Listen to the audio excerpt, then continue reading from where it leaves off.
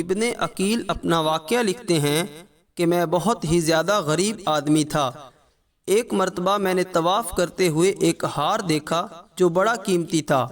میں نے وہ ہار اٹھا لیا۔ میرا دل چاہتا تھا کہ اسے چھپا لوں، لیکن میرا ضمیر کہتا تھا ہرگز نہیں، یہ چوری ہے، بلکہ دیانتداری کا تقاضا یہ ہے کہ جس کا یہ ہار ہے اسے میں واپس کر دوں۔ چنانچہ میں نے وہاں کھڑے ہو کر اعلان کر دیا کہ اگر کسی کا ہار گم ہوا ہو تو آ کر مجھ سے لے لے۔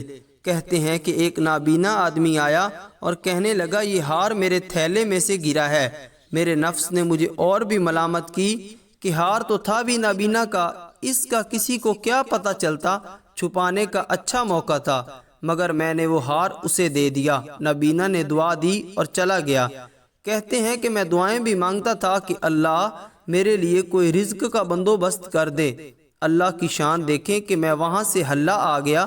یہ ایک بستی کا نام ہے۔ وہاں کی ایک مسجد میں گیا تو پتہ چلا کہ چند دن پہلے امام صاحب فوت ہو گئے تھے۔ لوگوں نے مجھے کہا کہ نماز پڑھا دو۔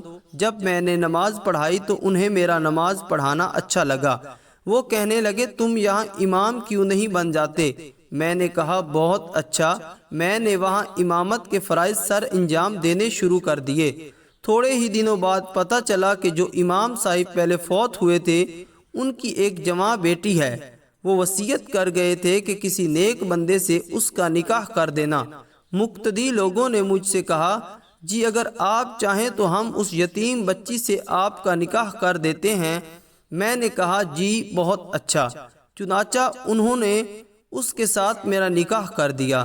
شادی کے کچھ عرصہ بعد میں نے اپنی بیوی کو دیکھا کہ اس کے گلے میں وہی ہار تھا جو میں نے طواف کے دوران ایک نابینا آدمی کو لوٹایا تھا۔ اسے دیکھ کر میں حیران رہ گیا۔ میں نے پوچھا یہ ہار کس کا ہے؟ اس نے کہا یہ میرے ابو نے مجھے دیا تھا۔